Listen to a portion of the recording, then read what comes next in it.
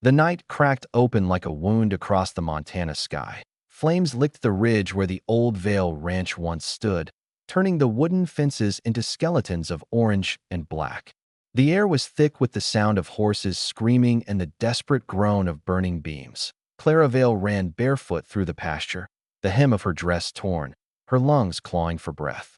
The fire roared behind her like a wild god, swallowing every memory she had ever loved.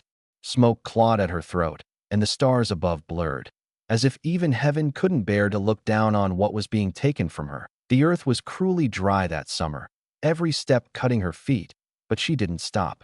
There was no one left to call her name, no one left to help. The men who had promised to protect her land had been the same ones who destroyed it, out of greed, jealousy, and something darker that whispered in the corners of their eyes. When she reached the hill's edge, the world below spun. A small creek glimmered faintly in the moonlight, the last cool breath in a night of ash. Clara stumbled toward it, her knees folding, her palms pressing into the cold mud. The sound of the fire behind her was fading, but its light still flickered inside her eyes. She whispered to the earth, a prayer or maybe a curse. If there's anything left of me, let it survive this night. And then she fell still. When she woke, it was to the soft weight of a blanket and the faint crackle of a small fire. Not the wild kind that destroys, but the gentle one that heals. The scent of pine smoke was clean, steadied at a shadow moved near the doorway. A man, tall and quiet, his movements slow as though carved from patience itself. His shirt was rolled at the sleeves, hands roughened from work.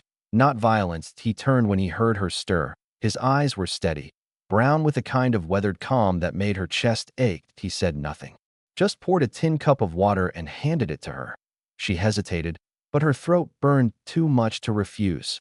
When she drank, the water tasted like mercy. He told her his name was Eli Mercer, a rancher from the valley north of hers. He'd seen the glow of the fire from miles away and rode out to find what was left.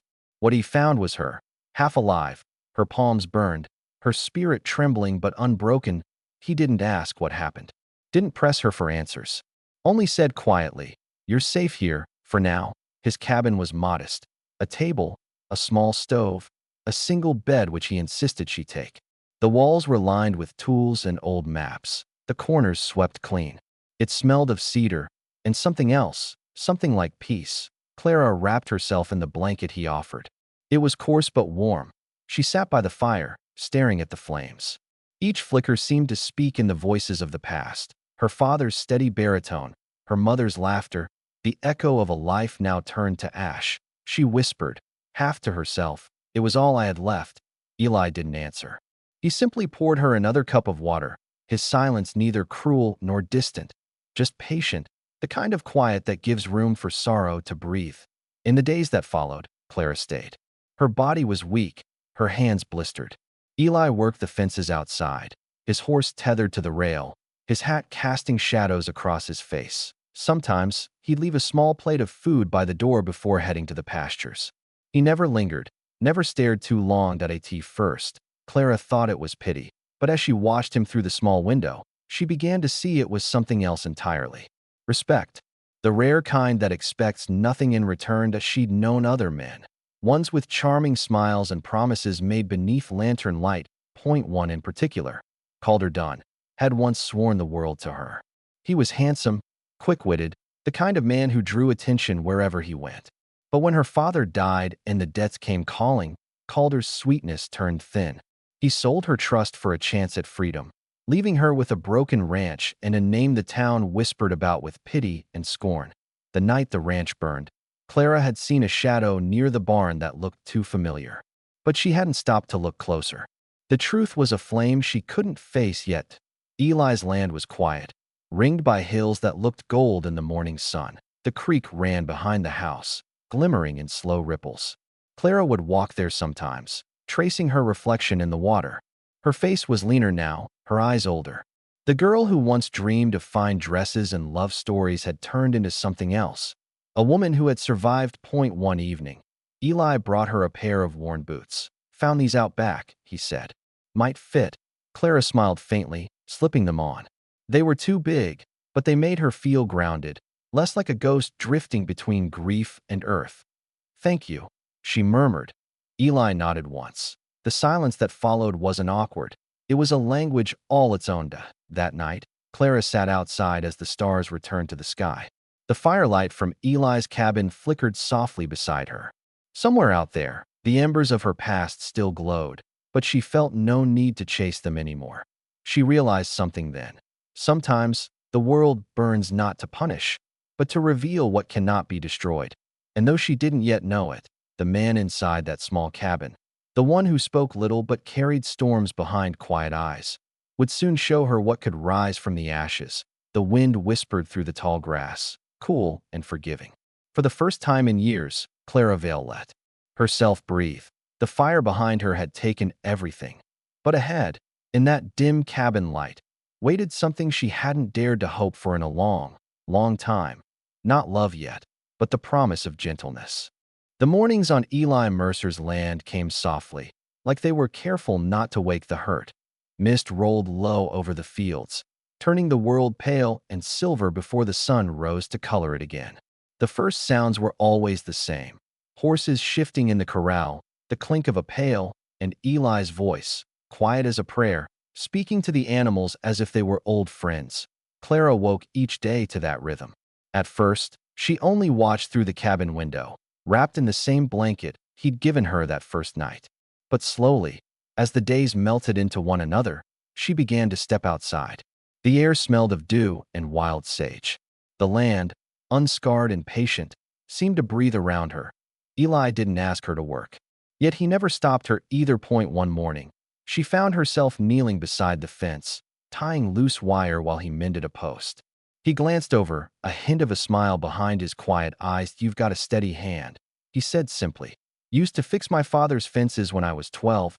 She replied that it was the first time she'd spoken more than a few words to him in days. He nodded, tapping the post into place, and no more words were needed. By noon, the heat shimmered across the plains. The two of them worked in the slow silence of people who trust it. When Eli led his mare to water, he offered her a canteen.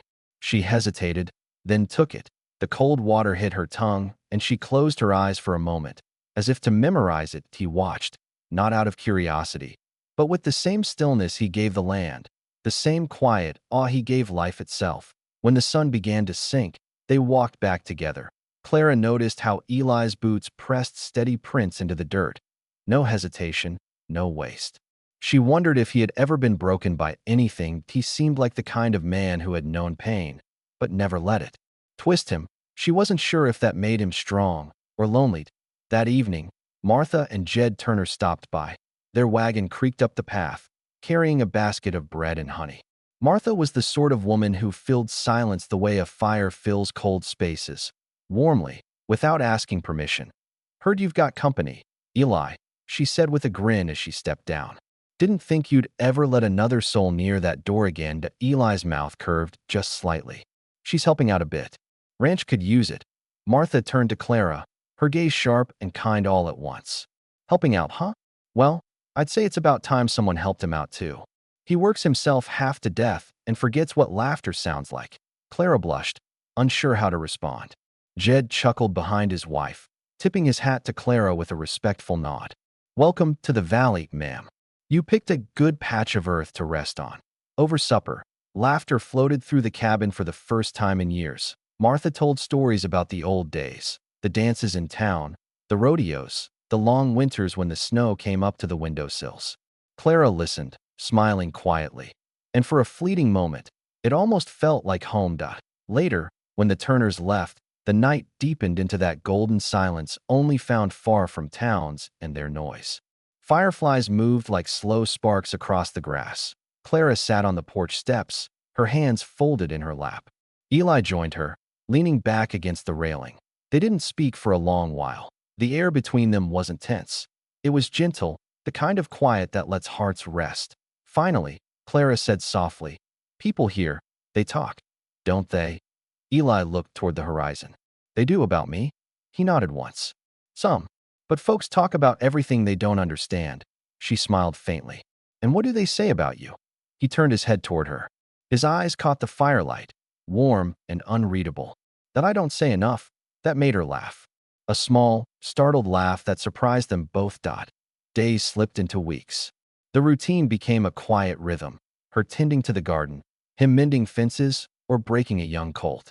When the evenings came, they'd share coffee by the fire. Not much was spoken, but a strange peace grew between them, steady as the wind. Clara found herself waiting for the small moments. Eli handing her a tin cup, his voice low when he spoke to the horses. The way he looked at the sky before rain, that he was nothing like the men she'd known. Her mind, though, still carried the ghost of Calder Dunn. Once, she had believed he loved her. He was handsome, all charm and laughter, but his love was like whiskey, sweet at first, then burning. When her father died, he turned away, saying he couldn't marry into ruin. And when she saw that shadow near her burning barn weeks ago, she hadn't needed proof to know whose rage had fed those flames. In town, rumors began to spread that Clara's name slipped through saloon whispers again, accused of having run away with stolen money from her father's estate. Calder's doing, no doubt. When Martha told Eli, he only said, "Let it blow past." Wind always dies down, but Clara's chest ached. She had already been through enough shame. That night, she walked out to the fence where Eli was oiling his saddle. "Do you believe them?" she asked quietly. He looked up. "No, you didn't even ask what happened. Don't need to," he said, wiping his hands on a rag. "You look a person in the eyes long enough, you see what they carry. You don't seem the stealing kind. You seem the surviving kind." Her throat tightened. She looked away, blinking hard, and no man had ever said something that kind to her, especially not in that steady, matter-of-fact tone. The next morning, Clara found a small bunch of wildflowers left by her breakfast plate. Eli didn't mention them. Neither did she, but she placed them in a tin cup by the window, where the light fell just right. The valley grew warmer. The world moved forward quietly. And somewhere between the long hours and slow evenings, Clara realized something new had taken root. Not love, not yet, but trust. The kind that grows only when words stop being needed. One afternoon, as they rode along the ridge to check the far pasture, she looked at him and thought, this is what safety feels like. Not a cage, not a promise, just the calm of being seen and still being welcomed. When they returned to the cabin, the horizon burned red, not with fire this time, but with sunset. The land stretched endlessly before them, vast and golden. Clara stood beside Eli, both silent. The world around them was still, like a held breath, and though nothing was said, something shifted quietly inside her heart, a spark that didn't burn, but glowed. The storm came without warning. A sky that had been all blue and gold that morning turned the color of pewter by noon, clouds folding over the valley like a dark blanket. The wind carried a strange electricity, a heaviness that made even the horses restless. Clara stood by the porch, her skirts whipping around her legs. She'd felt storms before, but this one was different. It wasn't just in the sky. It was in her chest too, the same unease she'd felt the night the fire took everything. Eli was out in the pasture, moving the herd to shelter before the downpour. She watched him ride through the tall grass, a quiet figure against the gray. Something about the way he moved, steady, unhurried, sure, made her feel both safe and afraid. Because safety was new, and new things always came with a cost. When the first drops of rain fell, she heard it. Hooves, not Eli's. Harder, faster, angrier. A rider came cutting through the storm, a shadow against lightning. Her stomach turned to stone. Calder Dunn. He swung down from his horse before it had even stopped. Rain streaked his face, his hair slicked back, his eyes wild. "You think you can hide from me, Clara?" He spat, his voice breaking between fury and guilt. "You burned my name down in town, told them lies about me." She stepped back, her hands trembling though she kept her chin high. "I told them nothing. They saw the truth themselves." Calder's laugh was sharp. "Truth? You mean that fire you set to your own damn ranch? You were always too proud to lose, so you'd rather destroy it than let anyone else have it." Her throat went dry.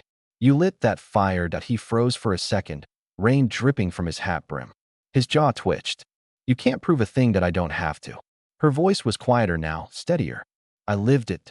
The sound of another horse broke through the thunder. Eli rode in, mud splashing beneath his boots as he dismounted. His coat was soaked, hair clinging to his forehead. He didn't reach for a weapon, didn't need to. His presence alone changed the air. He looked from Clara to Calder, his gaze calm, unreadable. That's enough. Calder's eyes narrowed. This ain't your business. Mercer. Eli's tone didn't rise. She's under my roof. That makes it my business. For a moment, no one moved. The rain fell harder, filling the silence with its drumbeat. Then Calder stepped forward, one hand going to his belt. You think you can take what's mine? She's a liar. A curse. She'll ruin you too. Eli didn't flinch. He took one slow step forward. You've done enough harm for one lifetime. Go home, Calder. Home? Calder's voice cracked. I had one till she burned it all down. Lightning flashed, and in that blinding light, his revolver gleamed. Clara didn't think. Her body moved before her mind could catch up. She dove for the pistol Eli kept near the porch door, a relic she had seen but never touched. Her hands shook as she raised it, the weight foreign, the memory of the last fire alive behind her eyes. Calder's gun lifted at the same time. Eli took a step toward her, hand raised in warning, and then the thunder swallowed the world. A shot. Just one. Calder jerked back, clutching his arm. The revolver slipped from his hand and hit the mud. He stared at her, eyes wide, disbelief and anger bleeding together, then turned and stumbled toward his horse. He spat into the rain, his voice raw. You'll regret this, both of you. And then he was gone, swallowed by the storm. Clara's hands went limp. The gun fell into the mud. Her breath came fast, shallow. The sound of rain was deafening now, pounding on the porch roof, washing everything in cold light. Eli stepped toward her slowly. He didn't speak right away, just reached out and took the gun from where it lay, wiping the mud off gently before setting it aside. His voice, when it came, was low, barely more than a murmur. You don't have to fight fire with fire anymore. Her body broke then, not in panic, but in release. The kind of trembling that comes when you realize the battle is finally over. She sank to her knees, tears mixing with the rain, her chest shaking from all the things she'd kept inside. Eli knelt beside her, his hand hovering near her shoulder, but not touching until she leaned into him. He wrapped an arm around her, steady and sure, letting her see our wide no words. No pity, just warmth in the middle of all that cold. Hours passed before the storm began to fade. Inside the cabin, the small fire crackled again, painting gold across the walls. Clara sat wrapped in a blanket, her hair damp, her face pale but peaceful. Eli moved quietly, pouring coffee into a tin mug. He handed it to her and sat across the room, giving her space but not distance. Finally, she spoke. Her voice was soft, hoarse. I thought he'd never stop haunting me. Eli stared into the fire. He won't, unless you stop carrying him. How do you do that? She asked. How do you stop carrying something that once felt like the only truth? He thought for a long while before answering. You stop trying to bury it. You let it sit beside you until it stops hurting. She looked at him then, eyes glassy in the firelight. Why did you help me, Eli? That night, you could have just left me there. He met her gaze, unflinching. Because you looked like someone worth saving. Even if you didn't believe it yet. Silence stretched between them, soft and sacred. The rain outside slowed to a whisper, the world washed clean. Clara set the mug down and drew a shaky breath. I think I've been running from the fire ever since that night, she said. But maybe it wasn't chasing me. Maybe it was trying to burn away what needed to go. Eli's expression softened. Then maybe tonight, it's finally done its work, she smiled faintly. And what's left? He looked at her for a long moment, his voice barely above a whisper. Yuda. That night, the cabin stayed quiet except for the crackle of the fire and the soft rhythm of rain. Clara didn't dream of flames anymore. Only of water, clear, endless, forgiving. Outside, the land breathed again. The past was somewhere out there, broken and smoldering, but it no longer owned her. In its place, something gentler began to grow. Something that didn't ask for promises or names, something that felt like peace. Spring crept into the valley like a slow forgiveness. Weeks passed since the storm, and the land that once shivered under ash began to bloom again. Tiny green shoots pushed through blackened soil, stubborn and brave. The air smelled of rain and new beginnings. Clara woke early each morning to the sound of birds, soft and persistent as hope. The cabin, once a place of shelter, now felt like home. She swept its floors, hung lavender at the windows, and filled the quiet corners with gentle laughter. she thought she'd lost forever. Eli built a small corral behind the house, his hammer ringing like steady heartbeats. He didn't talk about that night, the gun, the storm, or Calder, but sometimes, when their eyes met across the table, there was a silent knowing. Some wounds didn't need to be spoken of to heal. One morning, Martha and Jed Turner rode up the trail. Their wagon rattled with supplies and gossip. Martha brought bread, cinnamon sweet and still warm. She caught Clara in a long hug that smelled of smoke and soap and motherly worry that "You've been the talk of town, girl," Martha said, eyes bright. "But this time, it's different. Folks found out what that Dunn fella did. Seems he's run off for good. Took what little honor he had left with him." Clara's breath caught, though she'd half expected "Oh, it's over." Then, Jed nodded, his voice gentle. "It's over. The truth has a way of walking home, even when it's late to supper." Eli smiled faintly at that. "Guess the valley's got one less storm to worry about." Martha winked. "Two, if you count her." She pointed her chin at Clara, who laughed despite herself. After they left, the day stretched wide and golden. Clara wandered down to the creek, the same place she'd first fallen when she fled the fire. The water shimmered clear now, rippling over smooth stones. She crouched, trailing her fingers through it. The woman she saw reflected there wasn't the same one who had run barefoot through smoke. Her hair was shorter now, her eyes steadier. There was strength in the set of her shoulders, but softness too, like the land after rain. She remembered Eli's words. "You looked like someone worth saving, even if you didn't believe it yet." And she realized something deep and quiet. He hadn't saved her. He'd simply waited while she learned how to save herself. That evening, Eli found her sitting by the fence, watching the sun fold itself into the horizon. The sky was painted with gold and rose and violet, the kind of colors that make silence feel holy. He sat beside her, arms resting on his knees. Neither spoke for a while. The world didn't need their words. It already understood. After a time, Clara said softly, "Do you ever think about what came before? The things we lost?" He nodded once. "Sometimes. But I reckon loss is what teaches the heart how to hold on right." She smiled, eyes still on the sunset. "You always know the right thing to say. No," he said quietly.